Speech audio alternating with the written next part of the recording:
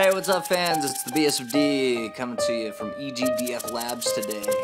We're going to go over some bass drum layering here in a second in Ableton 9, but I just want to remind you, don't forget to subscribe and get your bass face on.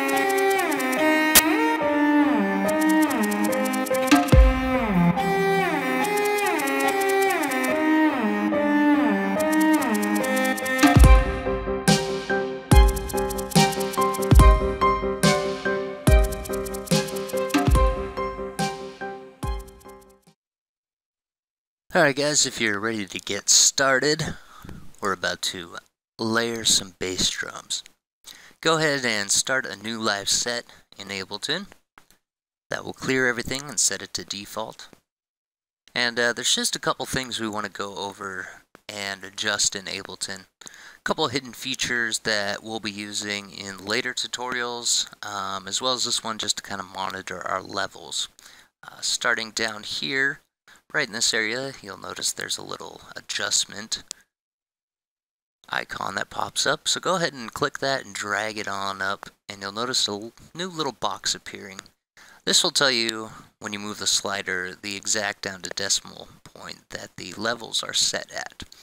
And like I said, we'll be using that little box later in tutorials, but for now we're just going to let it be.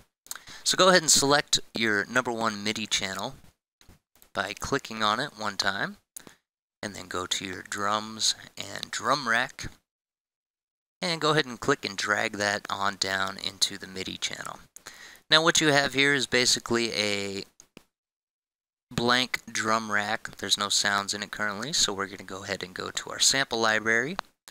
Right now I'll be using Wave Alchemy free sample pack, starting with the Wave Kick Suck Minimal. This is a nice little bassy bass drum. It's got a lot of sub to it, so we'll be starting with that guy. Go ahead and click it and drag it down to your first little drum rack portion right there. Click play a couple times to make sure it's working.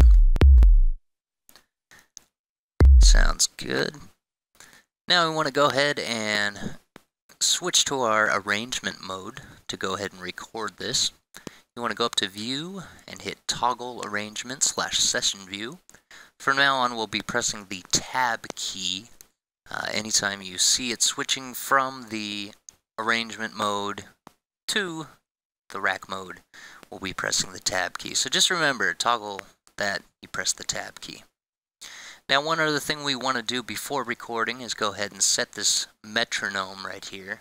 It's a little icon with two little circles. Go ahead and turn that on, and that will play a clicking sound to the beat of 120, 4/4 time, which it's set at right now. And when you go ahead and hit record, it will go ahead and play that for you. Go ahead and grab your MIDI controller and hit your drum kit.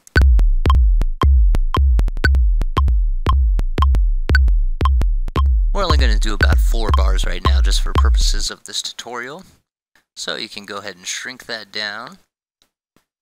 And if you like, go ahead and play it back by pressing spacebar or the play button and set it to loop. At this time, we can go ahead and turn off the metronome. Now you'll notice the first kick isn't actually playing there, so we want to go ahead and double click the drum rack, and you'll notice it's just a tad bit off there. So to fix this, we go ahead and select all of the beats. And what we want to do here is right click and go to quantize, and that will set it at the very beginning of every single little measure so it matches up perfectly with the metronome.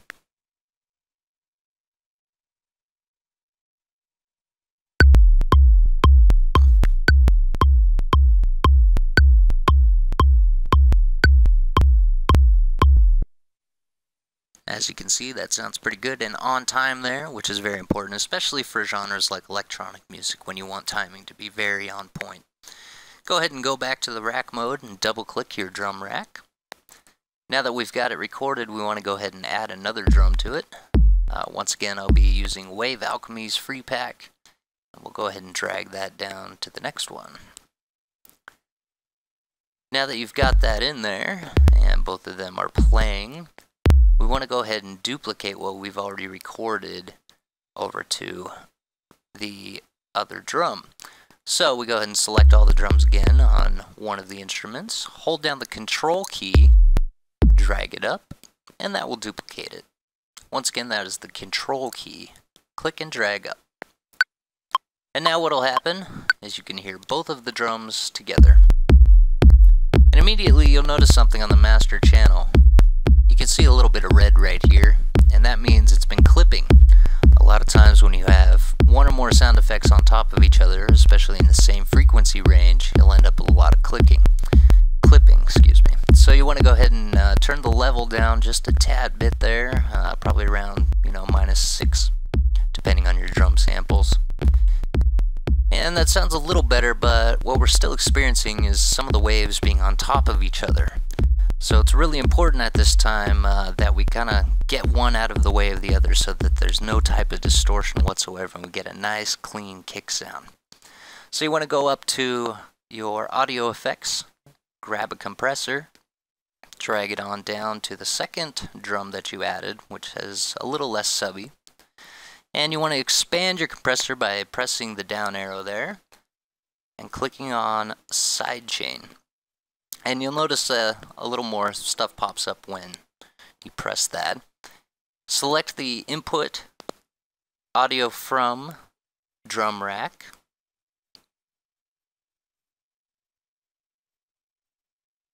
And then select the drum that you're trying to compress there. And make sure you have post effects selected. That way if you have any effects on the drum, it will actually keep that going there. And what you notice is that drum actually appears in the threshold area there, which means it is now routed through the next kick there. Turn the threshold down just a tad bit so that it's kind of, resting around the peak. Grab your EQ, because it's a more subby drum, we want to turn down the frequency to about, 145 or so. And that will just make sure that everything below 145 is what's being sidechain compressed or taken out of the drum when you play it. So now if you go ahead and press play, you'll notice that those certain frequencies as well as that volume is being taken out now and compressed from the second drum, and it sounds a lot cleaner now. So what you have is a lot less distortion, a lot less interference in the waves, and overall a much better good sound there.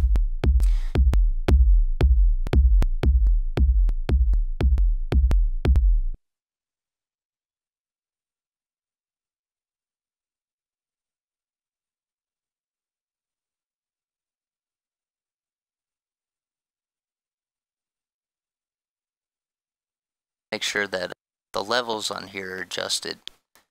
So if you go to draw mode here, by right clicking, take your pencil and just drag it straight across. That will flatten out for the most part the wave channels there. If you need to adjust those one by one, you can do that as well. But this keeps the levels nice and straight for you.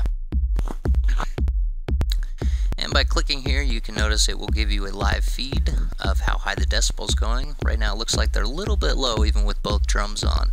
So we can go ahead and turn this puppy back up. Now it's important that we try not to get above -6.0 in this pre-production phase. Reason being, we'll talk about later in other tutorials, but for right now we just want to keep everything at a certain level, probably around -6 to -12. It seems to be the sweet range for most producers. When you start to add on a lot of layers after that, it starts to get pretty high volume there. So we'll go ahead and make a couple adjustments here, make sure our levels are good, and looks good.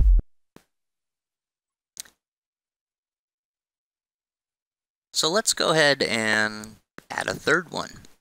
A third one, he said. Yes, that's right, a third one. Let's go ahead and layer in one more drum there. I'll just click on another sample library here. In this case, we have Deep and Dub Sample Pack 3. We're going to pick a nice high drum kick here, just to kind of fill in the high area. Give it kind of a more grainy feel, I guess you could say.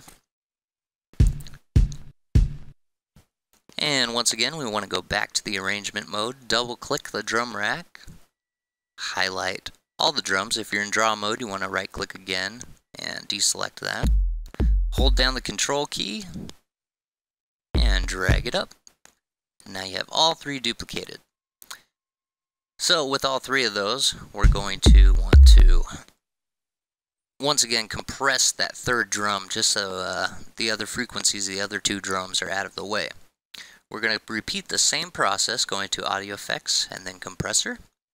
Drag it down to the drum, expand the compressor panel, hit sidechain, drum rack, and let's select the first one, which was a lower one, so we'll repeat the same process for sidechaining it. Drag the frequency down to about 145.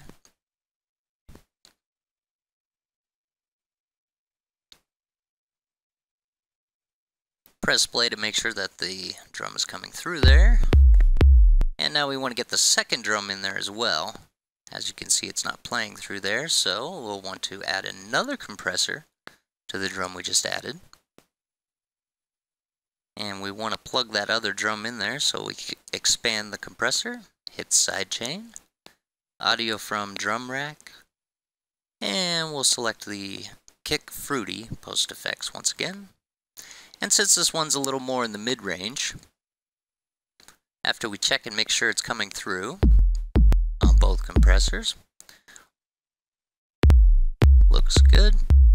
Now I want to go to the EQ, and like I said, since it's a little bit more in the mid-range, we're going to select the mid EQ there, and drag it up to about, I'd say about 250 at the max.